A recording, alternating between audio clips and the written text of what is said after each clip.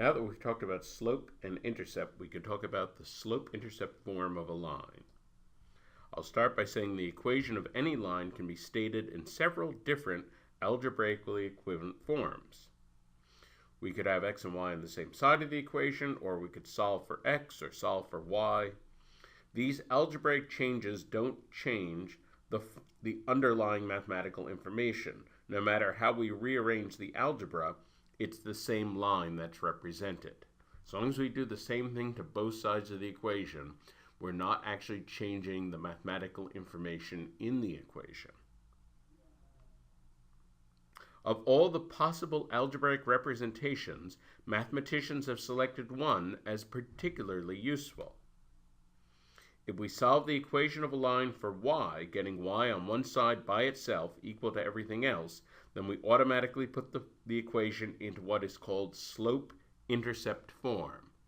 Now, slope-intercept form, you may know this by the name y equals mx plus b. Y equals mx plus b is another way of saying slope-intercept form. In this equation, y equals mx plus b, m is the slope of the line, and b is the y-intercept of the line. And that's why we call this slope-intercept form, because two of the numbers in the equation are the slope and the intercept. If we simply solve the algebra for y, we automatically get these two very important quantities, the slope and the y-intercept. We can see that m must be the slope because whenever x increases by 1, y has to increase by m. We can see that b must be the y-intercept because if x equals 0, then y equals b. It's easy to put any equation into slope-intercept form, and once it's in that form, it's easy to understand where the graph will go.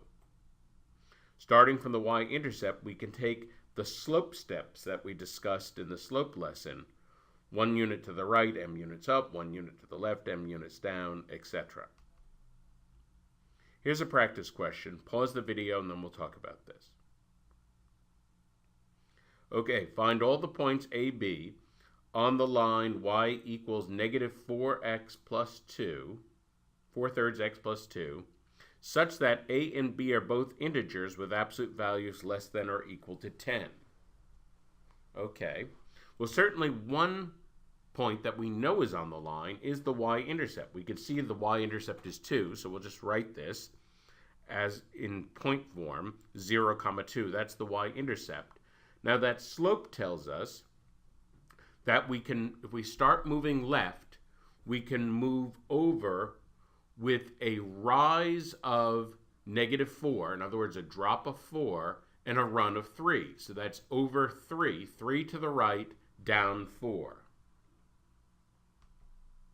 And so we go 3 to the right, that puts us at x equals 3, and down 4, that puts us at y equals negative 2. We can go 3 to the right and down 4 again. That will put us at 6, negative 6. And then 3 to the right, down 4, bring us to 9, negative 10. We have to stop there because we've reached an absolute value as large as 10. Now we can go the other way. Again, start at the y-intercept. Now we're going to go to the left 3s. So in other words, the y-intercept, the x-intercept is going to go down by 3, the x-coordinate, and the y is going to go up by 4. So now we're going to go backwards, go left to negative 3, and the y-intercept is going to go up by 4. So that's negative 3, 6, and then take another step to the left. That would bring the x down to negative 6, and the y would go up to 10. And again, we have to stop there. And so those are the points, 1, 2, 3, 4, 5, 6. Those 6 points are the points that satisfy this condition. And we can see these 6 points on this line. Here's another practice question. Pause the video and then we'll talk about this. Okay.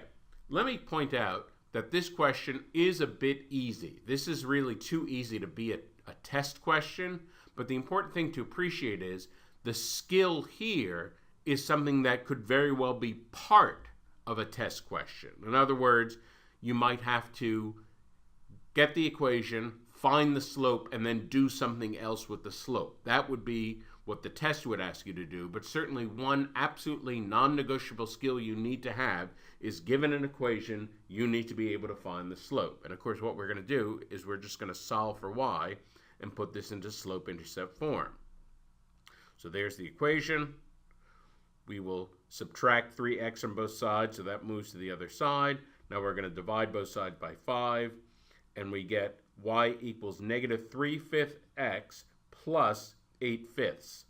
So we can see that the slope is negative 3/5. We can also see that the y-intercept would be positive 8/5. We get that information kind of as a bonus, but we know that the slope is negative 3/5. Notice that horizontal lines have a slope of 0 because they are all run with no rise. If a horizontal line has a y-intercept of 4, then m equals 0 and b equals 4. If we put it into slope-intercept form, it would be y equals 0 times x plus 4, and of course that just becomes y equals 4, which is the standard form of a horizontal line. So notice that the default form for a horizontal line can be interpreted as a kind of slope-intercept form. We're getting y equals the y-intercept because the slope is 0.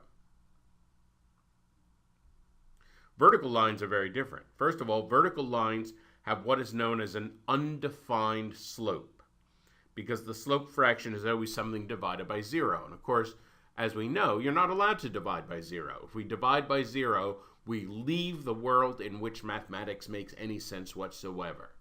And so whatever the slope is, it's something that does not make any sense mathematically. And so the word we use for that is undefined, not defined by anything within mathematics. That's the slope of a vertical line. Vertical lines run parallel to the y-axis and never intersect it, except, of course, the only vertical line that intersects the y-axis is, of course, the y-axis itself. But other than that, no vertical line even has a y-intercept because they run parallel to the y-axis. Therefore, the standard form for vertical lines, x equals k, in other words, we're specifying the x-intercept, and that specifies the entire line. That's completely unrelated to slope-intercept form. So vertical lines are very different, but the standard form of horizontal lines is really one special case of slope-intercept form. In summary, if we solve the equation of any line for y, we automatically put the equation into slope-intercept form. In other words, y equals mx plus b, where m is the slope of the line and b is the y-intercept. This form makes it easy to graph the line and to understand where it goes.